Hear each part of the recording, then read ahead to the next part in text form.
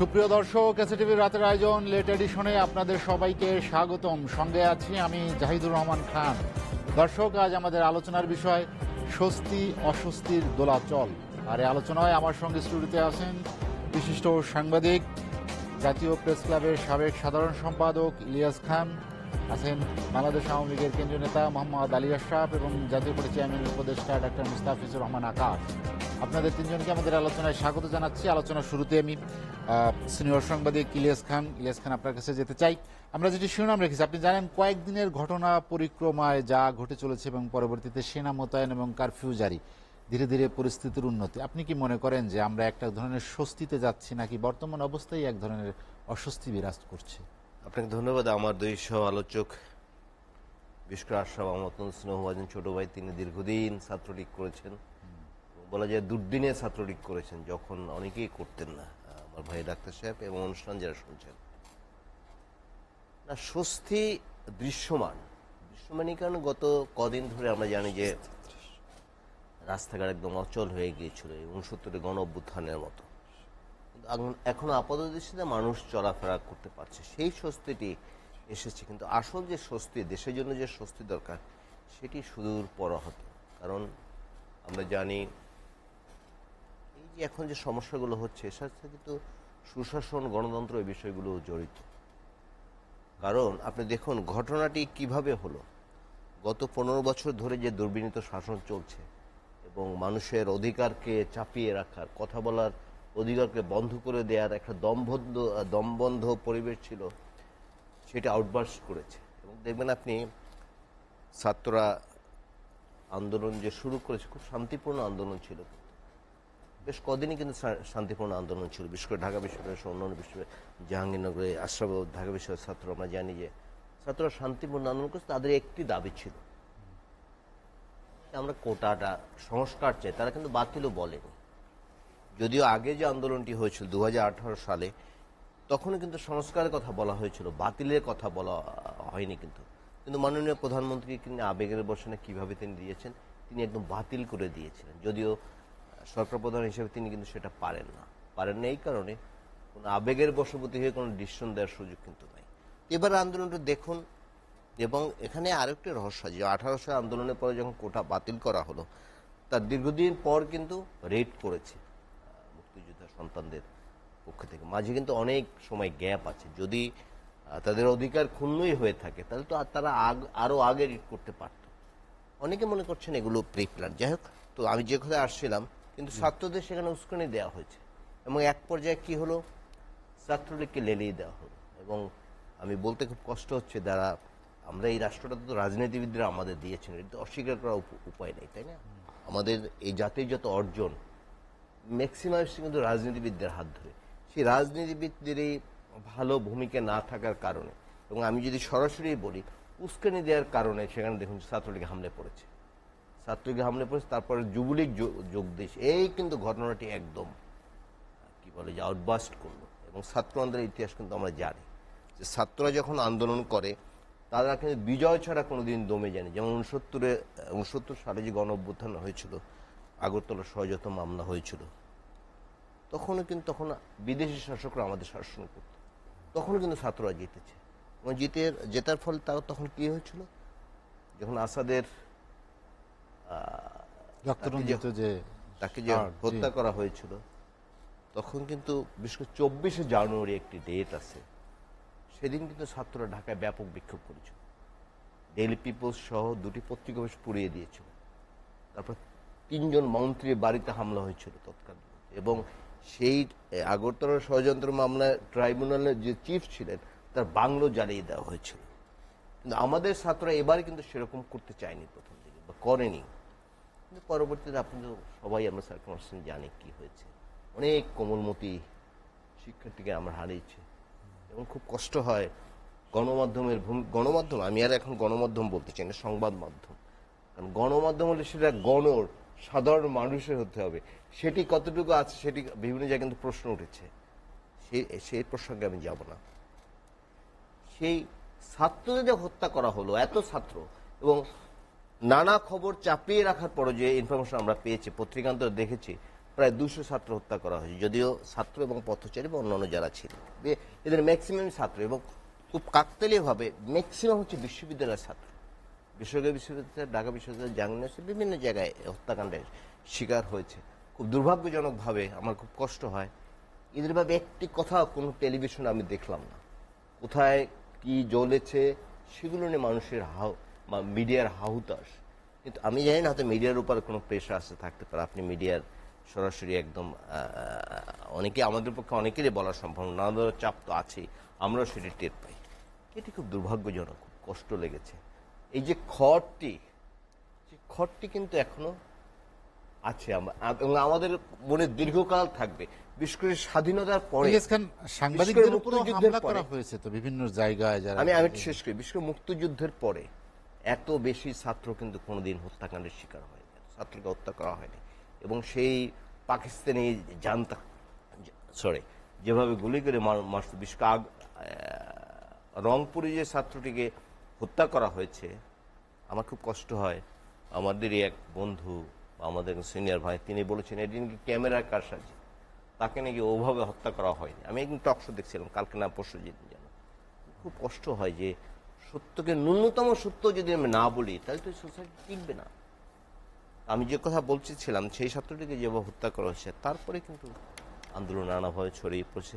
প্রথম নম্বর ছাত্রলীগ, তারপরে যুবলীগ, তারপরে বহিরাগত, তারপরে পুলিশ, তারপরে বিডিআর এবং সর্বশেষ আর্মি নাম। খুব দুর্ভাগ্যজনকভাবে আর্মি নামার আগ পর্যন্ত কিন্তু অবস্থা ন্যূনতম চেঞ্জ করতে পারেনি ছাত্রদের। এবং আপনি খুব বিস্মিত হবেন, আমি পরশুদিনের টক শো ছিল, পরশুদিনের আগের দিন আমি জানি যে মিডিয়ার সুবাদে জানি যে ঢাকা একটি হত্যাকাণ্ড হয়নি।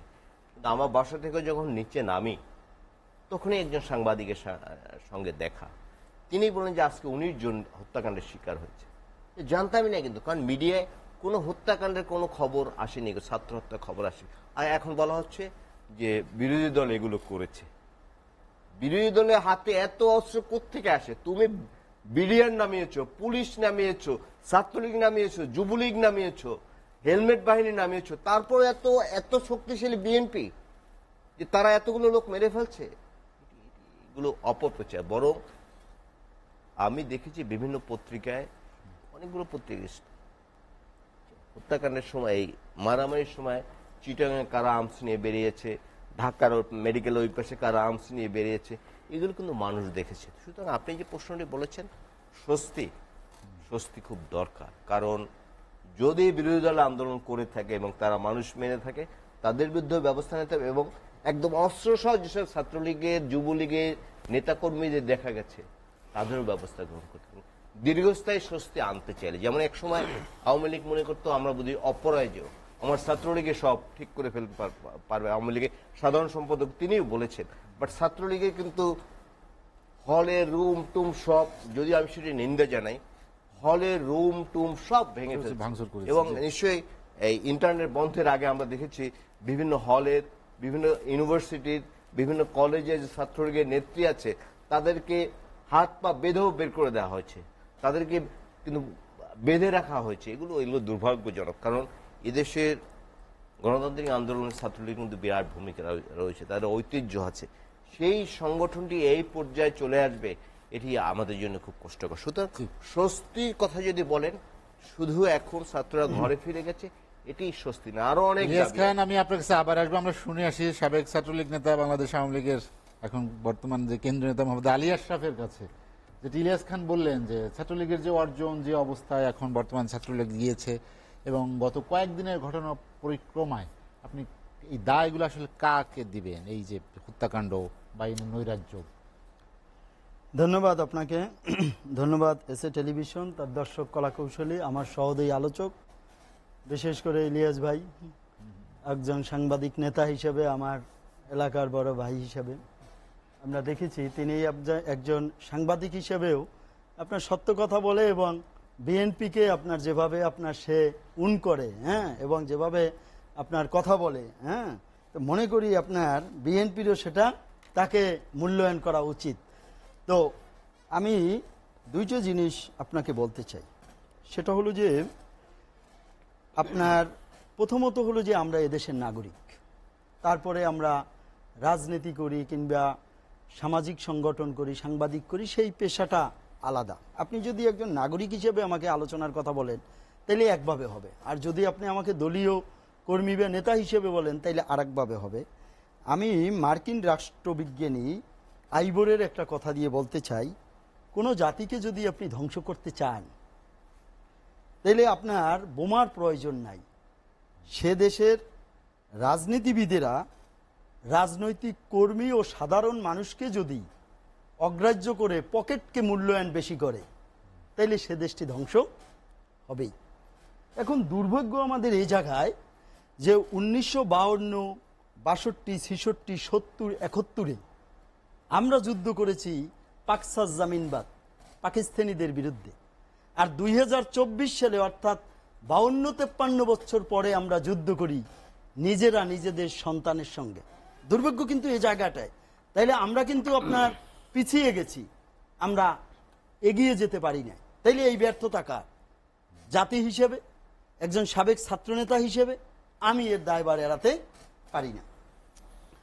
আমরা আপনার ঢাকা বিশ্ববিদ্যালয়ে যখন ছাত্রলীগ করেছি, ছাত্র রাজনীতি করেছি, বিএনপি ছাত্রদল বলেন একটা মতাদর্শ ধারণ করত, ধাওয়া পাল্টা দেওয়া হতো, আবার সন্ধ্যাবেলা একত্রে চা খেতাম। শিক্ষক ছাত্রদের আন্দোলন ছিল, কমন ইস্যু নিয়ে সকলে ঐক্যবদ্ধ। আমরা যেমন মইনু ফখরুদ্দিনদের বিরুদ্ধে আমরা আন্দোলন ঐক্যবদ্ধভাবে করেছি। কিন্তু দুর্ভাগ্য আপনি দেখবেন, আমি গতকালকে আপনার ঢাকা বিশ্ববিদ্যালয়ের যে সাধারণ সম্পাদক শিক্ষক সমিতির, তাকে প্রশ্ন করেছিলাম, স্যার আপনি তো আমার হাউস টিউটর ছিলেন, তো 20-30 বছর আগে আমরা যখন ছাত্র রাজনীতি করেছি বিভিন্ন ইস্যুতে ঐক্যবদ্ধ হয়ে আপনারা অভিভাবক ছিলেন, পিতৃতুল্য সম্মানের জায়গায় ছিলেন, আজকে ছাত্ররা আপনাদেরকে জিম্মি করে রাখে, ছাত্ররা আপনার শিক্ষকের গায়ে হাত তোলে, তাহলে আপনার নৈতিক অবক্ষয়ের জায়গাটা কোথায় যে পৌঁছেছে? এখন আমি সেটি তো ইলিয়াস খান বললেন, আপনি এই শুনলেন বিষয়ে ঘটনা এখন পরিক্রমায় আপনার আলোচনায় কারা আসতে উস্কানি চাই ছাত্র রাজনীতি। দিয়েছে বা ছাত্র কারা রাজনীতি হলো যে বাংলাদেশ ছাত্রলীগ, সংঘাতের আপনার পথ হলো যে দেখিয়ে স্বাধীনতা সার্বভৌমত্বের সাথে যে সংগঠনটি জড়িত, যে ক্যাম্পাসটিকে কেন্দ্র করে আপনারা বাংলাদেশের নেতৃত্ব দেয়া হয়েছে, তাইলে আজকে আপনার পর্দার অন্তরাল থেকে আপনার ছাত্রলীগ ব্যর্থ, ছাত্রলীগ সফল, সেই আলোচনায় আমি পরে যাব। তাইলে ছাত্রলীগকে চিহ্নিত করে 21 হল, 71 হল, আপনার হলো যে রোকেয়া হল, শামসুন্নাহার হল, মহাসিন হলে, ছাত্রলীগের রহমান হলে যারা নেতৃত্ব ছিল তাদের রুমগুলো কি অপরাধ করেছিল, যে ধ্বংসযজ্ঞ যে চালিয়েছে, তাইলে আপনার আজকে একটি জিনিস কিন্তু স্পষ্ট, সেটি হলো যে আমরা ইবলিস শয়তানকে দেখিনি, কিন্তু তার কর্ম প্রক্রিয়া কিন্তু অনুভব করতে পারি। এখন কর্ম প্রক্রিয়া অনুভবের পরও আপনার ইবলিস শয়তানকে কিন্তু আঘাত করতে পারি না, কারণ সে দৃশ্যমান না। তাইলে আজকে বাংলাদেশে ছাত্র রাজনীতির নামে যে অপরাজনীতি হয়েছে, ছাত্র রাজনীতির নামে 3 মাস আগে যে ছক করা হয়েছে, জাতির পতাকা খামসে ধরেছে সেই পুরনো শকুনের দল, যারা আপনার 1971 সালে তলাবিহীন ঝুরির বাংলাদেশ সৃষ্টি করতে চেয়েছিল, অপ্রকাশ্যে তারাই ছাত্র আন্দোলনের নামে সরকার উৎখাতের যে আন্দোলন, ধরে নিলাম আপনার হলো যে সরকার দাবি মেনেছে কি মানে নাই। আপনার 4টা দিন তো জাতির জন্য দুর্যোগের ঘনঘটা ছিল, আপনার বুধবার, বৃহস্পতিবার, শুক্রবার, শনিবার, আগে আর পরের দিনগুলো আমি বলতে চাই না। তাইলে আপনি এই যে 4টা দিনে আপনার বাংলাদেশ অচল ছিল, নেটওয়ার্ক ছিল না, 4G ছিল না, কিন্তু আপনার সেই যে স্বার্থ সন্ন্যাসী গোষ্ঠী তাদের ব্যাকআপ ছিল, তারা বিবিসি, আল জাজিরা টেলিভিশনে ঠিকই তাদের নিউজটি পুছিয়ে দিতে সক্ষম হয়েছে। তাহলে তারা কারা? সরকারের থেকেও শক্তিশালী, রাষ্ট্রের থেকেও শক্তিশালী। আপনার যখন আপনার হলো যে বিটিভি ভবনে আগুন দেয়া হয়, এই সেতু ভবনে যখন আগুন দেয়া হয়েছে, আমি এ জায়গায় ছিলাম, আপনার এই 11 নম্বরের মাথায় আপনার এই বনানী ছাত্র শিবির এবং দুর্বৃত্ত যারা করেছে তারা 3টি ভাগে বিভক্ত ছিল। এক এইরকম বড় বড় রান্দা, হকি স্টিক লাঠি সোটা নিয়ে 35 থেকে 40 জন একটা গ্রুপ করলো কি, গাড়িতে এইরকম পেট্রোল দিল, আর একটা গ্রুপ আগুন দিল, আর একটা গ্রুপ আপনার লুটপটে ব্যস্ত হয়ে গেল। তাইলে এটি কিন্তু পরিকল্পিত। যে মরতে চায় তাকে কেউ মারতে পারে না। আজকে আপনার বাংলাদেশের এই যে 4 দিনের যে তাণ্ডব, 50,000 প্রশিক্ষিত শিবির কর্মী ঢাকার শহরে এসে তারা আপনার- এত কিছু করলো আর আপনারা কিছুই বুঝতে পারলেন না, এটা দেখুন, এটা ব্যর্থতা, এটা ব্যর্থতা, এটা অস্বীকার করার কিছু নেই। এখন আমি আগেই বলেছি, আপনি তো ইবলিস শয়তানকে দেখেননি, তার কর্ম প্রক্রিয়াটা। তাহলে ইবলিস শয়তানের মতো ছাত্র রাজনীতিকে ব্যবহার মানুষ করে- আর ইবলিস শয়তান তো এক না, না। ছাত্ররা তার তো মানুষ যদি তো দেখা যায়। মানুষ আপনার মানুষ তো ইবলিস দেখা যায়, শয়তান আর মানুষ এক না।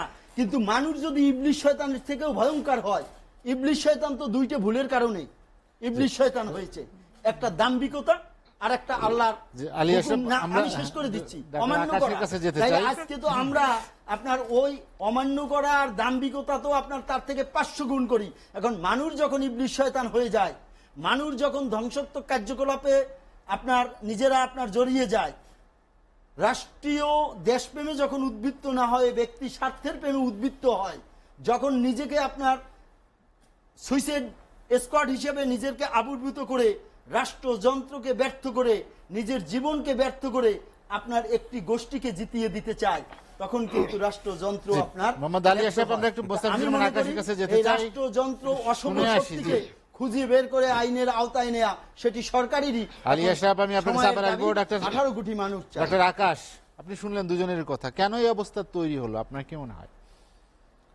ধন্যবাদ। সেই সাথে দুইজন বিজ্ঞ প্যানেল সহ যারা শুনছেন সবাইকে শুভেচ্ছা। দেখুন, 1971 সালে আমরা মুক্তিযুদ্ধ করেছিলাম শুধু বৈষম্যতার যাতে নিরসন হয়, আর আওয়ামী লীগ সরকার এই 15 বছর এসে বৈষম্য সৃষ্টি করে দিয়েছে। তার মধ্যে কোটা পদ্ধতি একটা। দেখেন, স্বাধীনতা 53 বছর পর বাংলাদেশের ডাক্তার আকাশ, আপামর, কোটা তো সবসময় ছিল। আমি বলি এমন তো না যে ছিল। যখন আপনার আপনি সরকার দেখেন ক্ষমতায় সময়ের ছিল, দাবিটা তখনও কি, কোটা ছিল। সময়ের দাবিটা কি, যেটা ইলিয়াস ভাই একটু আগে বললেন যে সেটি সময়ের বলেন দাবি যে, কি। সময়ের স্বাধীনতা কারণে এটি 53 হতো। বছর পর ছাত্ররা সংস্কার যে প্রয়োজন ছিল। একটা অহিংস আন্দোলন করছিল, এই অহিংস আন্দোলনে কি ছিল? একটা দাবি ছিল যে কোটার সংস্কার চাই। 56% টোটাল কোটার কোনো দরকার নাই। আপনি দেখেন সরকারের জেদ একের পর এক ভুল সিদ্ধান্তের কারণে একটা অহিংস আন্দোলনকে সহিংসতায় রূপ নিয়েছে। এর দায় সরকার এবং ছাত্রলীগ, আওয়ামী লীগের সাধারণ সম্পাদক, স্বরাষ্ট্রমন্ত্রী সহ কেউই এড়াইতে পারে না। আমি ধাপে বলছি। দেখেন নেত্রী জাতির উদ্দেশ্যে ভাষণ দিলেন, সেখানেই সমস্যা সমাধান করে দিতে পারতেন। আওয়ামী লীগের সাধারণ সম্পাদক বললেন এই আন্দোলনের জন্য আমার ছাত্রলীগই যথেষ্ট। পরের দিন ছাত্রলীগ কি পরিমাণ তাণ্ডব নিরীহ ছাত্রদের উপর চালিয়েছে সারা বাংলাদেশের মানুষ দেখেছে।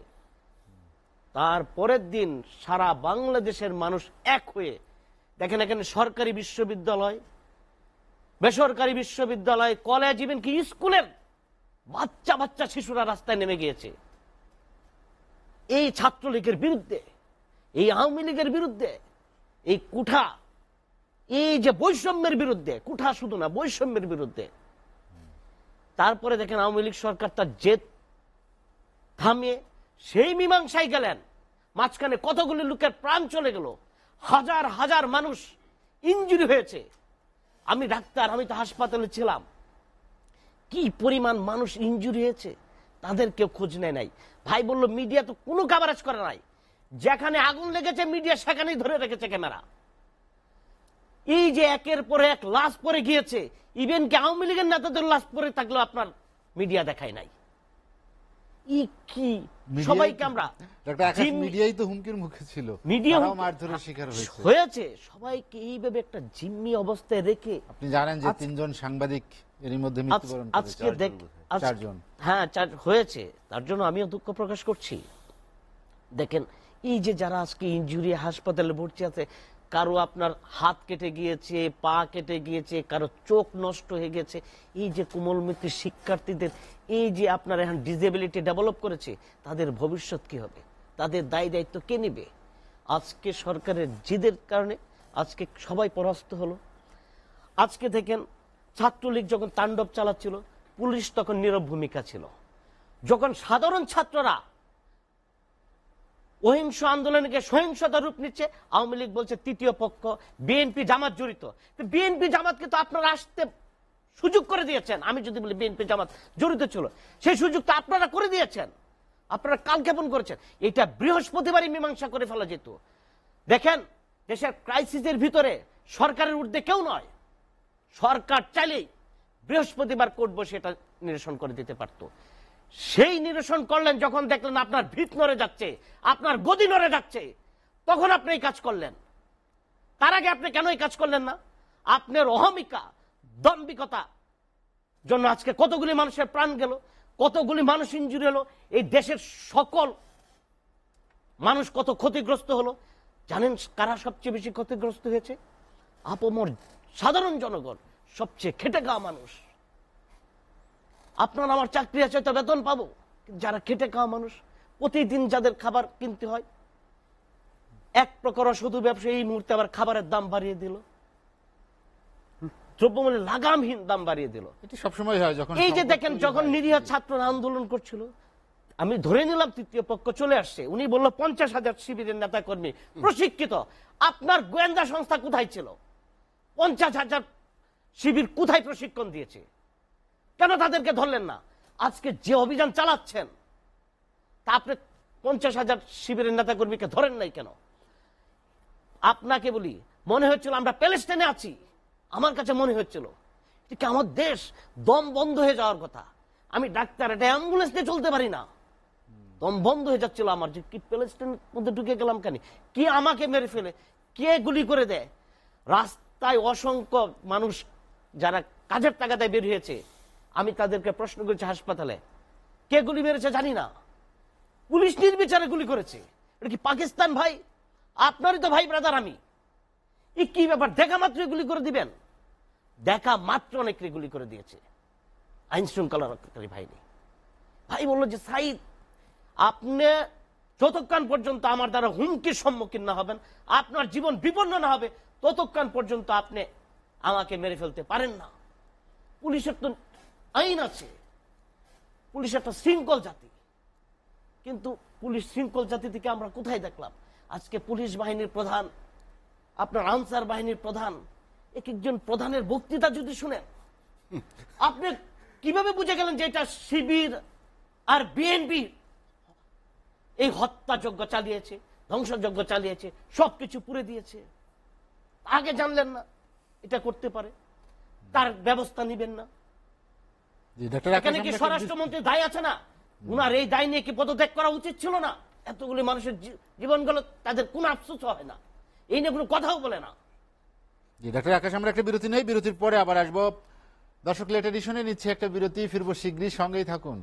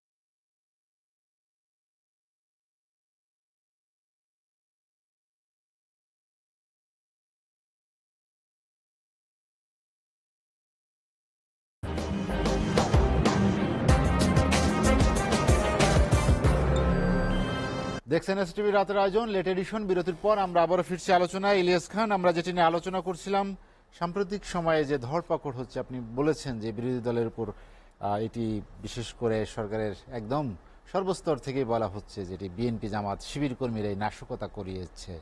বিএনপি জামাত কি মনে হয়? শিবির এগুলো কেউ ছিল না, সাধারণ ছাত্ররা ছিল।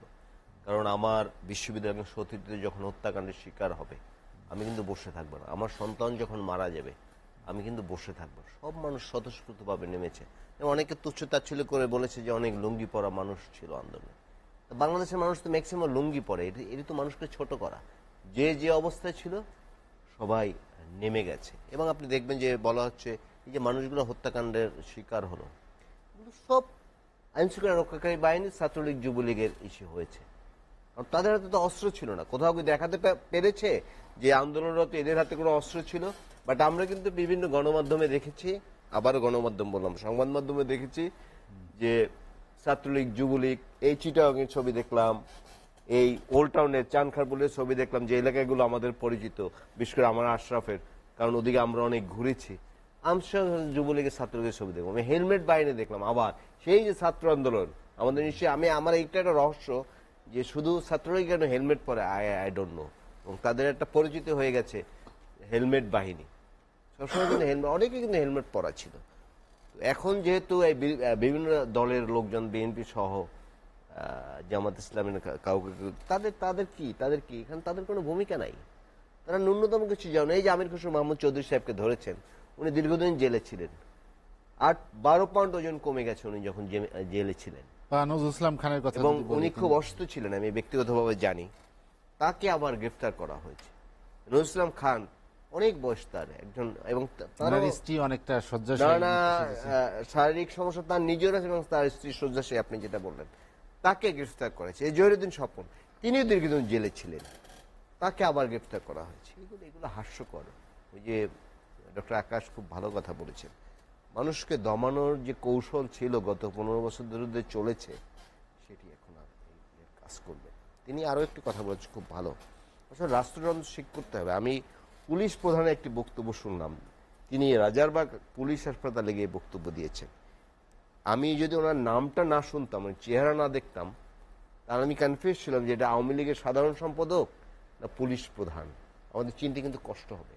অন্যান্য বাহিনীর অনেকের বক্তব্য এরকম আমরা শুনেছি। সুতরাং রাষ্ট্রযন্ত্র ঠিক করতে হবে। একদম বিসিএস ক্যাডার সম্পর্কে মানুষের কিন্তু একটা ধারণা, কনফিউশন সৃষ্টি হচ্ছে যে কি প্রশ্ন ফাঁসের বিসিএস না আসল বিসিএস।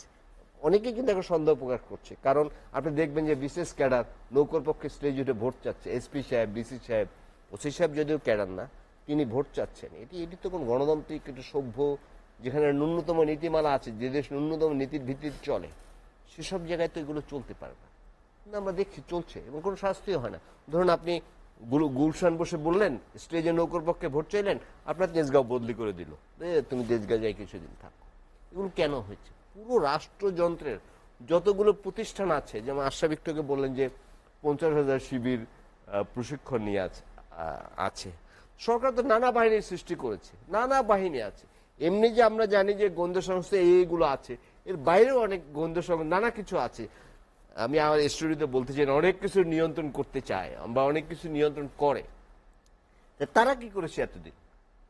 তারা কি করেছে? আর এতগুলো মানুষ এখন খুব টেলিভিশনে কেন কোনো ভবনে আগুন লাগলো, কি হলো, সেগুলোই এখন সবচেয়ে সস্তা হয়েছে মানুষের মৃত্যু। মৃত্যু ব্যক্তির কোনো দাম নেই। একটু টেলিভিশনে আবু সাইদের নাম এখন কিন্তু আমরা শুনিও না, কোনো টেলিভিশনে নাই। আমি সাংবাদিকতা একজন ছোট্ট ছাত্র, কিছুদিন সাংবাদিকতা করেছি বা এখনো করার চেষ্টা করি কিছুটা। এসব ক্ষেত্রে কি হয়, যে ছাত্রটি মারা যায়, তার পরিবারের অনুভূতি কি, মানুষ কি বলছে, ডিপার্টমেন্টের শিক্ষক বা তার সতীর্থরা কি বলছেন, সেগুলো অনেক সময় হিউম্যান হিস্ট্রি আমরা করেছি। এখন কোনো, এরা মনে হয় হিউম্যানই না, যাদেরকে হত্যা করা হয়েছে এরা বোধহয় মানুষই না। তাদের বিরুদ্ধে একটি কথা গত 3-4 দিন, বিশেষ করে এই যে ইন্টারনেট বন্ধের পরে, ইন্টারনেট বন্ধের আগে আমরা অনেকগুলো খবর টবর দেখেছি বিভিন্ন জায়গায়, ইন্টারনেট বন্ধের পরে কোনো খবর পাইনি। একটি শব্দ শুনিয়ে আমরা দেখেছি টেলিভিশনে, ওই যে 4 জন সমন্বয়ক আছে, এই যে তিনজন এসে একদিন বক্তৃতা দিলেন এবং প্রত্যেকটা মানুষ বুঝেছে যে তিনজনকে আগে গ্রেপ্তার করা হয়েছে বা অ্যারেস্ট করা হয়েছে বা তুলে আনা হয়েছে এবং তোতা পাখির মতো যা তাদের দিয়ে যা বলানো হচ্ছে সেটি বলছে। এবং অন্য একটা ছেলে, নাম ভুলে গেছি আমি এই মুহূর্তে, নাহিদ নাহিদ আজকে প্রথম আলোতে আজকে না কালকে দেখলাম সেই ছেলেটিকে নির্দয়ভাবে মারপিট করা হয়েছে, তিনি হাসপাতালে চিকিৎসা নিয়েছেন।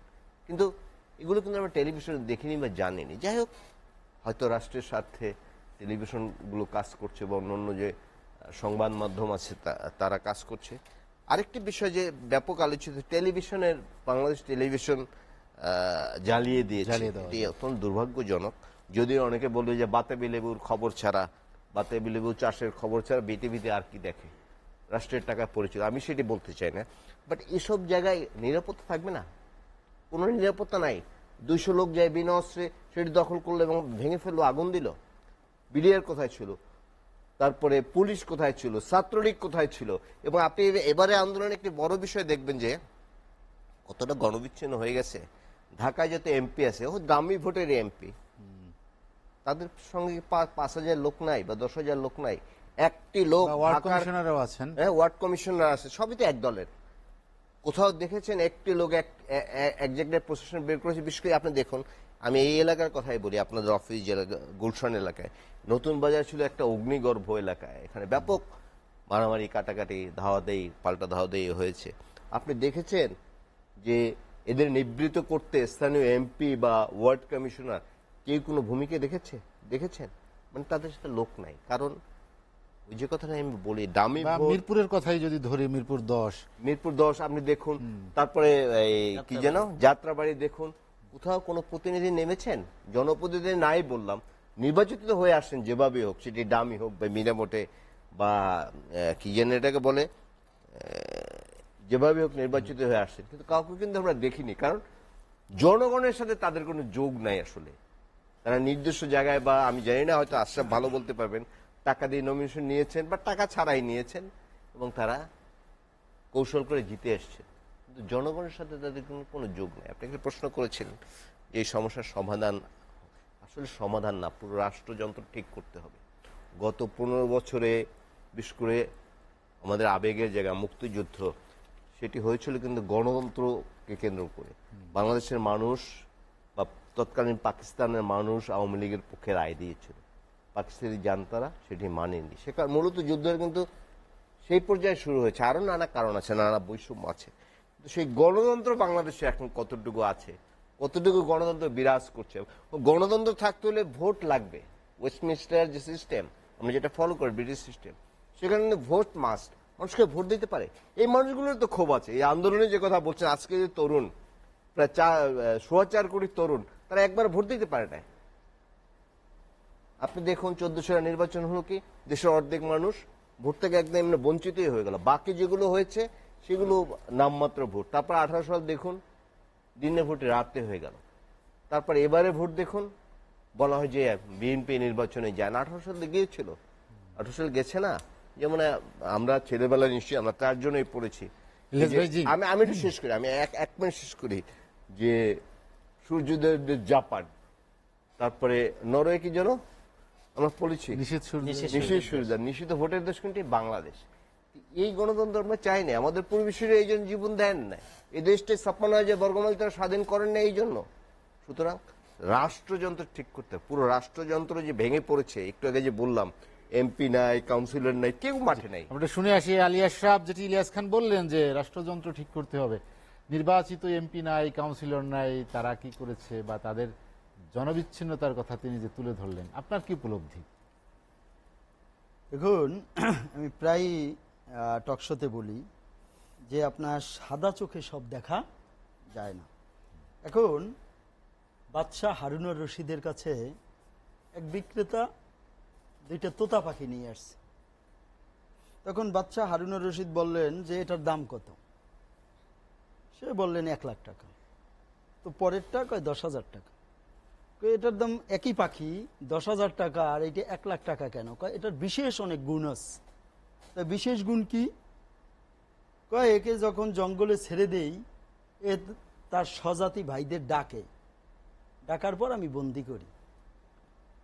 তো বাদশাহ হারুনুর রশিদ ওই 1 লাখ টাকার পাখিটাকে কিনে ও জায়গায় হত্যা করলো। তখন বলল যে হুজুর, আপনি যদি কিছু মনে না করেন তাহলে আমার একটা প্রশ্ন আছে। বলে একই পাখিতে আপনি এইটাকে না কিনে এইটা কিনে আবার এত টাকায় হত্যা করলেন? কয় যে নিজের স্বজাতির সাথে বেইমানি করতে পারে তাকে বাঁচিয়ে রাখা যায় না। দুর্ভাগ্য সে জায়গায় যে বঙ্গবন্ধু 70 সালে আপনার 71 সালে দেশ স্বাধীনের পরও এই রাজাকারদেরকে দেশে বাঁচিয়ে রেখেছিল, নাম্বার 1। নাম্বার 2, যে দুর্ভাগ্য সে জায়গায় দেশরত্ন শেখ হাসিনা আপনার স্মার্ট বাংলাদেশ বিনির্মাণ করবে, সে জায়গায় আপনার তার যে আজকে এই যে মানুষরূপী কতগুলো হায়ানা আপনার তাদেরকে আপনার রেখে এই বাংলাদেশকে বিনির্মাণ করা যাবে না। এখন আপনি প্রশ্নে আসতে পারেন যে মানুষরূপী হায়ানা কারা? এখন আপনি আসেন, আমি আপনার আগে আমার এই 2 বিজ্ঞ আলোচকের কয়েকটি স্পর্শকাতর প্রশ্নের জবাব না দিলে জাতির কাছে আপনার হলো যে দায়বদ্ধ থাকবে। তিনি বলেছেন যে আপনার প্রধানমন্ত্রী তার জাতির উদ্দেশ্যের যে ভাষণ 8 মিনিটের, সে জায়গায় সমাধান করতে পারতেন। ডক্টর এম আকাশ সাহেব, আপনি একটা দল করেন এবং আপনি এদেশের একজন সুনাগরিক, আপনার জানতে হবে, বুঝতে হবে রাষ্ট্রের নির্বাহী প্রধান হিসেবেই সব জায়গায় হস্তক্ষেপ করতে পারে না। মাননীয় প্রধানমন্ত্রীর 8 মিনিটের লাস্টের যে 2 মিনিট তিনি বলেছেন যে আমি 2018 সালে এটি বাতিল করে দিয়েছি, হাইকোর্ট এটিকে বহাল করেছে, তার বিরুদ্ধে সরকার আপিল করেছে, সেটি ছাত্রদের প্রত্যাশার প্রতিফলন ঘটবে ইনশাআল্লাহ। রাষ্ট্রের নির্বাহী প্রধান যদি রায় দিয়ে দেয় তাহলে সুপ্রিম কোর্ট আর হাইকোর্টের প্রতি মানুষের আস্থা থাকে না, সে অলরেডি সেটি বলে দিয়েছে, নাম্বার 1। নাম্বার 2, ইলিয়াস ভাই বলেছেন যে এটি ছাত্র শিবির বা ছাত্র দলের কাজকর্ম না, এটি সাধারণ মানুষেরই এই সাধারণ হামলা। ছাত্ররাই এসেছিল। জি। তাহলে আপনার দুটো জিনিস আপনার স্পষ্ট করতে হবে। তাহলে সাধারণ ছাত্ররা তো আমাদের দেশের ভবিষ্যৎ গর্ব, তাদের প্রতি আমাদের সহানুভূতি আছে, সহমর্মিতা আছে, এবং যারা আপনার যাদের আত্মহুতি হয়েছে এই আন্দোলনকে কেন্দ্র করে তার প্রতিও আমরা সহানুভূতিশীল, সরকার সহানুভূতিশীল, প্রধানমন্ত্রী সহানুভূতি। তাহলে আজকে আপনার এই যে ধরেন ঢাকা বিশ্ববিদ্যালয় কিংবা বিশ্ববিদ্যালয়ের ছাত্র মানে আপনার সে ইনমেচিউর না, মেচিউর। ঢাকা বিশ্ববিদ্যালয়ের ছাত্র ভর্তি হওয়া মানে দেশ পরিচালনা করার সক্ষমতা রাখে। তাইলে আজকে যারা আপনার বাংলাদেশে হাজার হাজার কোটি টাকার আপনার ক্ষতি করলো, রাষ্ট্রের সম্পদ ধ্বংস করলো, আপনার মেট্রো রেল, তারপরে আপনার বিটিভি ভবন, দুর্যোগ ভবন, এলিভেটেড এক্সপ্রেস, রাষ্ট্রকে আপনার তাদের উদ্দেশ্যই ছিল একটি আরেকটি যুদ্ধ। এই 4 দিনে 71-এর মতো আরেকটি যুদ্ধ হয়েছে বাংলাদেশে, তার যে ধ্বংসযজ্ঞ সেটি আপনি রাস্তায় না নামলে বুঝতে পারবেন না। তাইলে যে সাধারণ ছাত্ররা, তাইলে আপনি সেটি শিবির আর জামাত যদি না করে, তাহলে ছাত্র সমাজের যে প্রতিনিধি তারা তো এটার দায়ভার নেয় নাই, তারা তো এটার সাথে বলেছে আমাদের আন্দোলন ছিনতেই হয়ে গেছে। তাইলে কিভাবে আপনার এটি ছাত্র শিবির জামাত পর্দার অন্তরালে?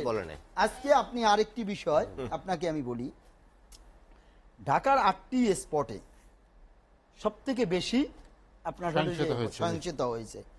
বাড্ডা, কাকরাইল, করাইল বস্তিতে এদের একবারে স্থান 15 দিন 1 মাস আগে এরা যে আইসে আপনার ভাড়া নিয়েছে, গোয়েন্দা সংস্থারা আইডেন্টিফাই করেছে সেই জায়গাগুলো আপনাকে আমি বলি। বাড্ডা, বিশেষ করে বাড্ডার 2টে স্থান, একটা হলো নতুন বাজার আর একটা হইলো যে ইউল্যাব কানাডিয়ান ওই যে আদর্শনগর, করাইল বস্তি, মোহাম্মদপুরের টাউন হল এরিয়া, তারপরে আফতাবনগর, বনশ্রী, যাত্রাবাড়ি, শনিয়াকড়া, উত্তরার আজমপুর, কাজলা, কাশপুর, বসিলা, আপনার হইল যাই মিরপুর, গাবতলী।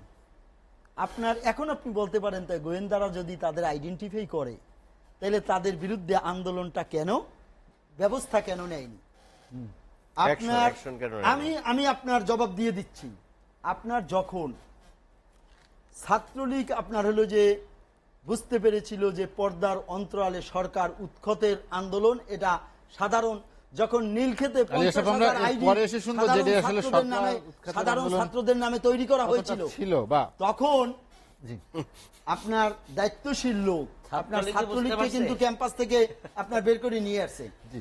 আজকে আপনার অছাত্র শিবির জামাত আপনার প্রশিক্ষিত বাংলাদেশ থেকে বিভিন্ন স্থান থেকে তাদেরকে ঢাকায় এনে এটা আপনার হলো যে লন্ডন, আপনার হলো যে বাংলাদেশের ধর্নাঢ্য যারা ব্যক্তি, এগুলো আপনি দেখবেন দিবালোকে একটি সুপরিকল্পিত ধ্বংসযজ্ঞের মধ্য দিয়ে তাদের এক এবং অভিন্ন উদ্দেশ্যই ছিল সরকার পতনের আন্দোলন। আলী সেটি আশরাফ, স্পষ্ট, এটা আমি শুনে শেষ আসি, করে ডাক্তার দিচ্ছি। আকাশের কাছে শুনে আর আসি। পুলিশ যদি অ্যাকশন নিত, তাহলে আপনার 886 জন আপনার জেল কয়েদি পালিয়ে যেতে পারতো না। পুলিশ যদি অ্যাকশন নিত, কদমতলী থানায় অস্ত্র লুট করতে পারতো না, থানা দখল করতে পুলিশ পারতো না। অ্যাকশন নেয়নি কেন? আপনার সেটাও একটা পুলিশ প্রশ্ন। জি। এটি সাধারণ ছাত্রদের যে আন্দোলন, পুলিশ তাদের ছাত্রদের উপরে মেরেছে কারা? সহানুভূতিশীল পুলিশ হয়ে action নেবে না। তাদেরকে আপনার আমরা দেখেছি না আপনাকে আমরা দেখেছি ডক্টর মিলন, জব্বার, বরকত, দীপেলি, নুরসনদের ছাত্র আন্দোলন দেখেছি। আর এই 4 দিনের ছাত্র আন্দোলন, যে ছাত্র আন্দোলন ছিল ধ্বংসযজ্ঞ, লুটপাট, সরকারকে ফেলে আলী দেওয়া, আশরাফ, ওই ছাত্র আন্দোলন আর অধিকার আদায়ের ছাত্র আন্দোলন এক জিনিস ডাক্তার আকাশ, কখনোই যেটি ছিল না। মোহাম্মদ আলী আশরাফ বললেন যে এটি ছিল সুপরিকল্পিতভাবে নাশকতা, ধ্বংসযজ্ঞ চালিয়ে সরকার উৎখাত করা। এটি আসলে সত্যিকারের ছাত্র আন্দোলন ছিল না, এর পেছনে অন্য উদ্দেশ্য ছিল, যে তার বক্তব্য। আপনার কি মনে হয়? ধন্যবাদ। দেখেন, শান্তিপূর্ণ আন্দোলনে তৃতীয় পক্ষ ঢুকতে পারে, সে সুযোগ আওয়ামী লীগ করে দিয়েছে, আমরা বললাম। এখন দেখেন, এই সুযোগে পুলিশের যে ভূমিকা ছিল সেটা নিয়ে অনেক প্রশ্ন আছে। পুলিশ যেখানে পেরেছে নির্বিচারে গুলি করেছে, আর যেখানে পুলিশ পারে নাই সেখানে আপনার মার খেয়েছে। যারা মায়ের তো খেয়েছে, প্লাস হচ্ছে যারা জানেন আন্দোলন যে প্রায় করেছে, 1100-র বেশি পুলিশ সদস্য যারা আহত হয়েছেন, অবশ্যই 132 জনের যারা মতো আন্দোলন গুরুতর আহত হয়েছেন, যারা 3 আন্দোলন জন নিহত করেছে হয়েছেন। যারা আন্দোলন করেছে তারা সেখানে সফল হয়েছে। কিন্তু এই যে দেখেন, এখন একটা আন্দোলন হয়ে গেল, দেশে আপনার কারফিউ দিল, আমরা এই কারফিউর মধ্যেও এখন যে অবস্থায় আছি, সরকার যে ভীত অবস্থায় আছে, তারপরেও দেখেন সরকারের যে বড় বড় বুলি, প্রথম বুলি হচ্ছে সরকার আপনার এই জামাত, বিএনপি, শিবির, তারা হত্যা, আগুন, লুটপাট চালিয়েছে, একের পর এক বলছে। আমার একটা কথা হচ্ছে, এই যে আপনি সরকার উস্কানিমূলক বক্তৃতা দিচ্ছেন, পুলিশ এখন গণগ্রেপ্তার শুরু করেছে। দেখেন, আমরা বাংলাদেশ পুলিশ সম্পর্কে জানি, এই পুলিশ টাকা পেলে কি করতে পারে। সব পুলিশই খারাপ না, কিন্তু যখন একটা গণগ্রেপ্তার শুরু হয়, তখন পুলিশ কাদেরকে গ্রেপ্তার করবে আর কাদেরকে গ্রেপ্তার করবে না সেটা আমরা জানি। আপনি দেখেন, বিএনপি করলে সে খারাপ হয়ে গেল না, যদি সে নাশকতার সাথে জড়িত থাকে, যদি প্রমাণ পান, তাহলে তাকে গ্রেপ্তার করেন। তা না হলে কেন গণগ্রেপ্তার করছেন? এখন এই মুহূর্তে শিবির করলে, জামাত করলে, অন্য দল করলে, বিএনপি করলে কেউ বাড়ি করে থাকতে পারবে না, যাকেই পাবেন সবাইকে গ্রেপ্তার করে নিচ্ছেন। তারপরে একটা বিশাল বাণিজ্য শুরু হবে। কিভাবে বাণিজ্য শুরু হবে দেখেন, আমরা তো পুলিশ প্রধান, সাবেক পুলিশ প্রধান বেনজির সাহেবকে দেখেছি, ওনার চাকরির মেয়াদ চলে গেল, ওনার বিশাল সম্পত্তির দুর্নীতি আপনার সামনে চলে আসলো। তো বেনজির সাহেবের অনেক শিষ্য তো এখনো পুলিশে আছেন, এই তারা কি করবেন এই মুহূর্তে? তাদের এখন একটা বিশাল বাণিজ্য হবে। এই বাণিজ্য ঠেকাইবে কে? ঠেকানোর কেউ নেই। তাহলে দেখেন, এই গণগ্রেপ্তার তো সরকার অর্ডার দিতে পারে না, যাকে পাও তাকে গ্রেপ্তার করে ফেলো। এখন মামলা হবে, গ্রেপ্তার হবে, বাণিজ্য শুরু হবে। আমি যেটা বলছিলাম, কিন্তু ডাক্তার যে আকাশ, যারা এটা- নাশকতা করেছে তাদেরকে তো আইনের আওতায় আনতে হবে। নাশকতা করেছে, আপনি আগে তাদেরকে ভিডিও ফুটেজ যদি থাকে দেখেন, ভিডিও ফুটেজ দেখেন, দেখিয়ে তাকে গ্রেপ্তার করেন, তাতে আমার কোনো নেই। যারা আগুন দিয়েছে, যারা রাষ্ট্র সম্পদ বা যারা নষ্ট নিরপরাধ, করেছে, তারা যেন হয়রানির যারা শিকার না হয়। yes, যারা ভাঙচুর করেছে, তার তীব্র নিন্দা আমি জানাই। রাষ্ট্রীয় সম্পদ নষ্ট করার অধিকার কারণেই। এই রাষ্ট্রীয় সম্পদ সবার। আজকে মেট্রো রেল বন্ধ থাকলে সবার কষ্ট হবে। আজকে ইন্টারনেট সেবা বন্ধ আছে, সবার কষ্ট হচ্ছে। ইন্টারনেট সেবা সরকার বলছে যে আগুন দিয়ে জ্বালিয়ে দিয়েছে। তো আমি তো দেখলাম আপনার এই সহিংস আন্দোলনের আগে ইন্টারনেট সেবা বন্ধ হয়ে গিয়েছিল, তারপর সরকার বলে এটা পুড়িয়ে দিয়েছে, এখন আবার আস্তে আস্তে ইন্টারনেট সেবা সচল হচ্ছে। সবই তো সরকারের হাতে চাবি। আমরা বিশ্বাস করব কিভাবে এটা পুড়িয়ে দিয়েছে নাকি আপনি বন্ধ করে দিয়েছেন? আপনি তো আন্দোলনের আগে বন্ধ করে দিয়েছেন, ইন্টারনেট সেবা তো ছিল না। এরপরে যখন এটা সহিংসত রূপ নিচ্ছে তখন টু দা পয়েন্ট বন্ধ করে দিলেন এবং বলেন পুড়িয়ে দিয়েছে। আমরা তো জানি না, সত্যটা জাতির সামনে আসা উচিত। আমি যেটা মনে করি, এরকম সম্পদ পুরালে সবারই কষ্ট হয়। কিন্তু দেখেন আওয়ামী লীগ যেটা বারবার বলার চেষ্টা করে, আমি বলে নেই একটা মিনিট, আওয়ামী লীগ বারবার যেটা বলার চেষ্টা করে যে আমরা মুক্তিযুদ্ধের সপক্ষে। মুক্তিযুদ্ধের সপক্ষে আমরা সবাই। কত পার্সেন্ট রাজাকার ছিল? উনি বলল রাজাকারদের মেরে ফেলো না। আরে ভাই, কত পার্সেন্ট রাজাকার ছিল সেটা তো এখন পর্যন্ত আইডেন্টিফাই করতে পারেন নাই। 10,000, 20,000, 7.5 কোটি বাঙালি ছিল। 7.5 কোটি বাঙালি কি রাজাকার ছিল? আপনার মুক্তিযোদ্ধা কত পার্সেন্ট ছিল?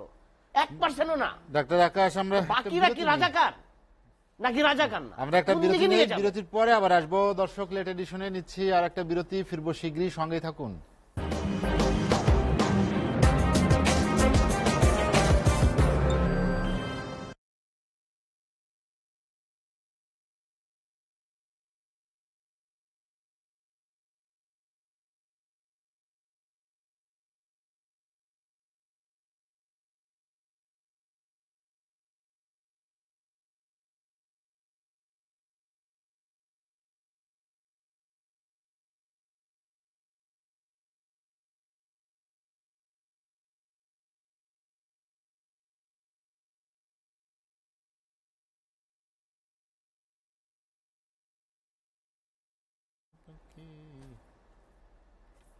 একটা মানুষ তো সব করতে পারে। শুনেন, আপনার একেবারে ওই যে আলিয়াস ভাই যেটা করছেন, রাষ্ট্র মেরামত করতে, রাষ্ট্র মেরামত সব নজরুল বলছে না, এই জাতি যখন ধ্বংসপ্রাপ্ত না হবে ততদিন পর্যন্ত এরা ঠিক হবে না। কাজী নজরুলের কথা এটা। আপনার 5 জন মন্ত্রী ছাড়া সব মন্ত্রী চেঞ্জ করা দরকার। আমি তো শোনেন তো, আর আপনার 5 জন, আমি তো আরো বেশি দেখি, 1 2 জন ছাড়া বাকি সবাই আপনার না 5 জন আপনার আছে, 5 জন ছাড়া চলে না, একজনও রাখা যাবে না। আমি তো প্রথমেই বলছি যে যদি পকেট, এই কথা রেকর্ড হইতেছে কিন্তু তুমি বিপদে পড়ো না। এটা রেকর্ড।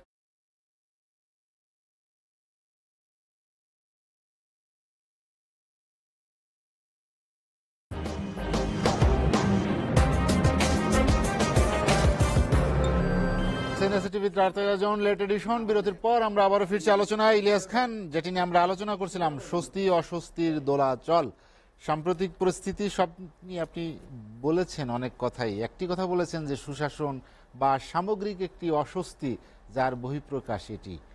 আপনার কি মনে হয় যে আসলে এই দীর্ঘদিনের যে রাজনৈতিক যে একটা মতদ্বৈততা বা রাজনৈতিক যে সংকট, সেটিকে আসলে প্রাধান্য দেওয়া উচিত? না, সেটাই তো মূল সংকট আসলে। কারণ আমরা তো আগেও দেখেছি বাংলাদেশে, ধরুন যারা জনপ্রতিনিধি আছেন তারাই জনপ্রতিনিধি না, পাবলিকের সাথে তাদের কোনো যোগাযোগ নাই। আপনি ভোট কেন্দ্রে গেলেন, আপনার পছন্দনীয় একজন ব্যক্তিকে, ধরুন আমরা 3 জন আছি, আপনি একজনকে সাপোর্ট করতে পারবেন, ইচ্ছে করলে সময় বাড়িয়ে দিতে পারবেন কৌশলে। কিন্তু 3 জন যদি একই ধারার লোক হয় তাহলে কিন্তু আপনি পারবেন না। পারবেন? যেমন এবার নির্বাচন আপনি দেখুন, দামি, আমি এটা অপ্রাসঙ্গিক না, আমি তারপর বলি, এই দামি নির্বাচন মানুষ ভোট দিতে পারে না, কাকে দিবে জানে না। এই তরুণ প্রজন্ম কাকে ভোট দেবে জানে না, খুব কষ্ট হয়। যেমন স্বৈরাচারী এরশাদের সময় আমরা দেখেছি, আমি জানি না ডাক্তার সাহেব খারাপ লাগবে কিনা, কলেজে ইউনিভার্সিটি ইলেকশন ছিল, ছাত্র সংসদ নির্বাচন ছিল, নেতৃত্ব বেরিয়ে আসতো, মানুষের মধ্যে সহনশীল অ্যাটিটিউড গড়ে উঠতো। ধরুন আপনি দাঁড়াতে চান নির্বাচনে, আপনি আমাকে তুষ্ট করতে চাইবেন যে ইলিয়াস ভাইয়ের ভোটটা দরকার, তার সাথে ভালো বিহেভ করে। এখন তো এগুলো নেই। হল, যে আমিও দুঃখ প্রকাশ করেছি, আশরাফও করেছেন, যে হলের রুম ভাঙচুর, ছাত্রলীগের সভাপতি রুম ভাঙচুর করে কেন? ইমাজিন ছাত্রদের ক্ষোভ কোথায়, কতটা ক্ষুব্ধ তারা। ছাত্রলীগের সভাপতি রুম ভাঙচুর করেছে, সেক্রেটারি রুম ভাঙচুর করেছে। এখন হয়তো আমার অনেক বন্ধুরা তুষ্টি প্রকাশ করছেন যে না শেষ পর্যন্ত আমরা জিতে গেলাম, কিন্তু এই যে অপমান অপদস্থ যে কথাটা আমি আগেই বলেছি যে বাংলাদেশের সকল গণতান্ত্রিক আন্দোলনে সব অর্জনে ছাত্রলীগের বিরাট ভূমিকা আছে, কিন্তু ছাত্রলীগ আজকে এই জায়গায় গিয়ে ঠেকেছে। তাদের পরিচিত হচ্ছে কি জন্য হেলমেট লীগ, আরো নানা অশ্লীল কথা অনেকে বলে, সেগুলো আমি বলতে চাই না, নানা কিছু। এটা তো হওয়া উচিত না। আমি যে কথাটা আগেই বলেছি, রাষ্ট্রযন্ত্র সংস্কার করতে হবে, পুরো রাষ্ট্রযন্ত্র ভেঙে পড়েছে। এখন ঢাকা বিশ্ববিদ্যালয় বা জাহাঙ্গীরনগর বিশ্ববিদ্যালয়, পাবলিক বিশ্ববিদ্যালয় ভালো ভালো ছাত্ররা কেউ ডাক্তার হতে চায় না, কেউ ইঞ্জিনিয়ার হতে চায় না, কেউ গবেষক হতে চায় না, কেউ প্রফেসর হতে চায় না, হতে চায় আমলা, পুলিশ, ট্যাক্সে চাকরি করতে চায়, আর কিছু পররাষ্ট্র ক্যাডারে যেতে চায়। 4টি ক্যাডারে। কিন্তু কারণ কি জানেন? কেন? এগুলোকে এমন করা হয়েছে দলীয় ক্ষমতা দিয়ে, যেমন এখন অনেক এমপি সাহেবরা দেখলে ওসি মানে এক ধরনের লোভের সংস্কৃতি তৈরি ওরে হচ্ছে। লোভের সংস্কৃতি মানে লুটপাট করছে। তার মানে এই যে বেনজির সাহেব, আমি এইটুকু বলে শেষ করি, জি।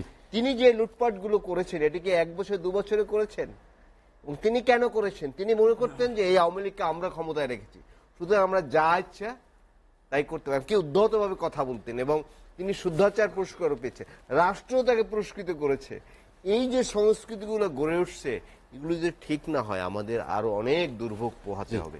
ইলিয়াস খান, আপনাকে অসংখ্য ধন্যবাদ। হাতের সময় নিয়ে আলোচনা শেষ করতে চাই। আলী আশরাফ, যেটি ইলিয়াস খান বললেন যে রাষ্ট্রযন্ত্র বা রাষ্ট্রের যে সাংবিধানিক প্রতিষ্ঠান, যাদের যে দায়িত্ব পালন করার কথা, যে সততা, নিষ্ঠা, দেশপ্রেম থাকার কথা, সেটি নেই, যে কারণে আমাদের হয়তো আরো অনেক বেশি মূল্য দিতে হতে পারে। দেখুন, আপনার দুর্নীতি, পৃথিবীর এমন কোনো দেশ নাই যে দুর্নীতি নেই। তবে বাংলাদেশে দুর্নীতির যে মাত্রা, সূতিকাগার, সেটি আপনার বঙ্গবন্ধুকে ৭৫ সালে হত্যার মধ্য দিয়েই সৃষ্টি হয়েছে, সেটি চলমান।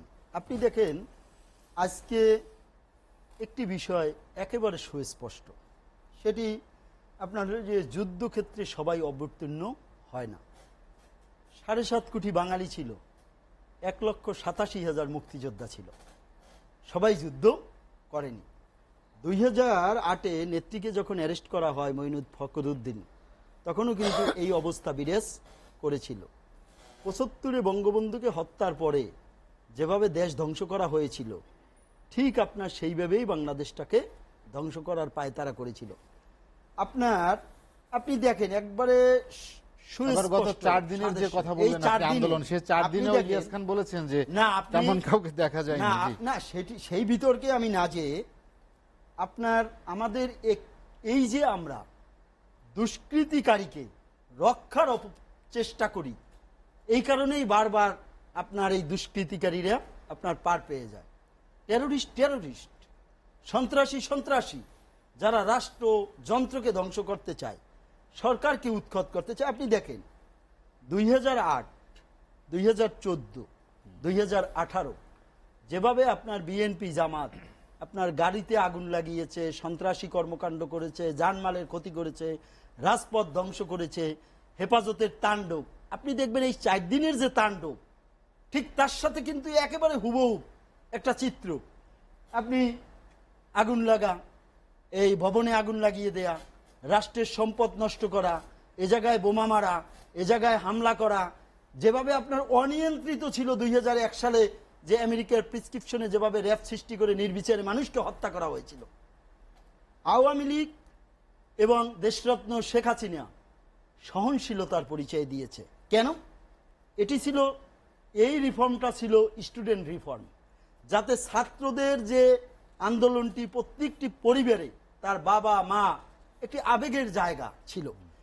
এখন আপনার হলো যে সরকার তাদের দাবি দেওয়াগুলো মেনে নিয়েছে, তারা যা চেয়েছে সেটি সুপ্রিম কোর্টের মধ্য দিয়ে হোক, সরকারের পরে হলেও দাবি দেওয়া মেনে নিয়েছে।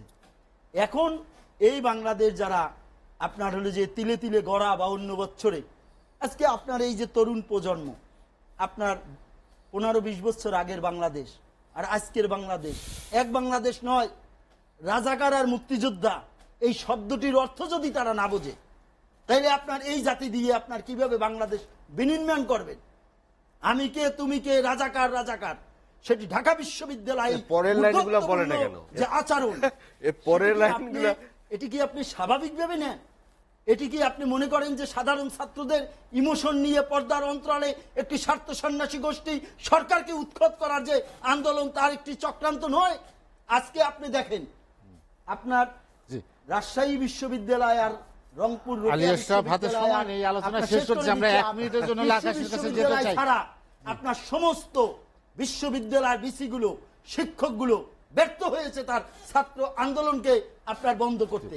আমি শেষ করে আলী আশরাফ জি, দিচ্ছি। আপনি- আমরা ছাত্র আন্দোলন দেখেছি 62, 66, 70 ক্যাম্পাস ভিত্তিক দাবি আদায়ের। আলী আশরাফ- আপনার এই ছাত্র আন্দোলন দেখিনি এলিভেটেড এক্সপ্রেসে শুয়ে পড়া, আপনার রাস্তার মোড়ে শুয়ে গাড়িকে এই আপনার হলো যে পরিস্থিতি- প্রতিরোধ এই করা, পরিস্থিতি রেলের পার কেন উপরে হলো পড়া। যেটি- আমি মনে করি ছাত্রদেরকে ভুল পথে পরিচালিত করে রাষ্ট্র ধ্বংসের লীলা খেলায় পর্দার অন্তরালে ডাক্তার আকাশ অশুভ শক্তি যেটি ছিল, বলছিলেন আলী তারা আশরাফ, সরকারকে উৎখাত করাই ছিল এক এবং অভিন্ন ছাত্রদের একটি ভুল পথে উদ্দেশ্য। পরিচালিত করা হয়েছে। কারা করলো ভুল পথে পরিচালিত? এই ছাত্ররা বা এখন যারা আন্দোলন করছে তারা তো এই সময়ে বেড়ে উঠেছে। আপনি জানেন যে তো আওয়ামী লীগের নেতা আওয়ামী লীগের মতো বক্তৃতা দিচ্ছে এবং বেশি সময় নিচ্ছে, ক্ষমতা যার সব তার। দেখেন, এই কোমলমতি শিশুদের কোনো দোষ ছিল না। এটা যৌক্তিক দাবি, সারা বাংলাদেশের মানুষ বলবে। একজন বা দুইজন আওয়ামী লীগের নেতা ছাড়া আওয়ামী লীগের নেতারাও বলবে, দাবি তো এরা মানে, বলেছে, দাবি তো মেনেছে সেটা। আপনি ছাত্রদের দেখেন সাথে তো দেশের দ্বিমত পোষণ পরিস্থিতি করে না। যেখানে গিয়েছে, ইলিয়াস ভাই বলছে রাষ্ট্র মেরামত করতে হবে। আমার কথা, রাষ্ট্র মেরামতের আগে রাজনীতিবিদদের ঠিক হতে হবে, ক্ষমতার লোভ ছাড়তে হবে। দেশ ধ্বংস হয়ে যাক, আমি ক্ষমতা ছাড়বো না, আমি আছি, এটা পরিত্যাগ করতে হবে। দেখেন 14তে যেভাবে ইলেকশন হলো, 18তে ইলেকশন হলো, 24-এ যেভাবে ইলেকশন হলো, ইলেকশনের পরেও আওয়ামী লীগ সরকার বলে জনগণের ম্যান্ডেট নিয়ে আমরা ক্ষমতায় আছি। আরে ভাই, জনগণকে তো সম্পৃক্তই করেন নাই, তো জনগণের ম্যান্ডেটটা নিলেন কোথায়? যেভাবে নির্বাচন করেছেন, আজকে নির্বাচন, আপনাদের এই নির্বাচনের জন্য আজকে প্রশাসনে এত অধপতন হয়েছে। নাহলে প্রশাসনের এত অধপতন হওয়ার কথা না। এমপি সাহেব বলছে আজকে সচিবরা আমাদের কথা শুনে না, পুলিশরা আমাদের কথা শুনে না। কারণ পুলিশরা এত ব্যাপরা হয়েছে, প্রশাসন এত ব্যাপরা হয়েছে, কারণ তাদের কাছে সকল টাকা চলে গিয়েছে। কেন? প্রশাসন মনে করে যে আমি তো আপনাকে ক্ষমতায় এনেছি, আমি আপনার কথাকে শুনবো, আজকে আমার উপর বাহাদুরি চালাবেন, সামনে আপনার ক্ষমতায় আমরা সহযোগিতা করব না। এই যে একটা লেজে গুবরে একটা একার সাথে সময় নেই, আলোচনা শেষ করতে চাই আজ। দেশের জি। পরিস্থিতি সেখানে আপনাকে ঠিক হয়েছে। অসংখ্য ধন্যবাদ। হাতে সময় নেই, আলোচনা শেষ করব। মোহাম্মদ আলী আশরাফ, ইলিয়াস খান, আপনাদেরকে অসংখ্য ধন্যবাদ। দর্শক জানিয়ে রাখি, লেট এডিশন পুনঃপ্রচার হয় সকাল 8টায়। আজ এ পর্যন্তই। ভালো থাকুন, সুস্থ থাকুন, এসএটিভির সঙ্গেই থাকুন।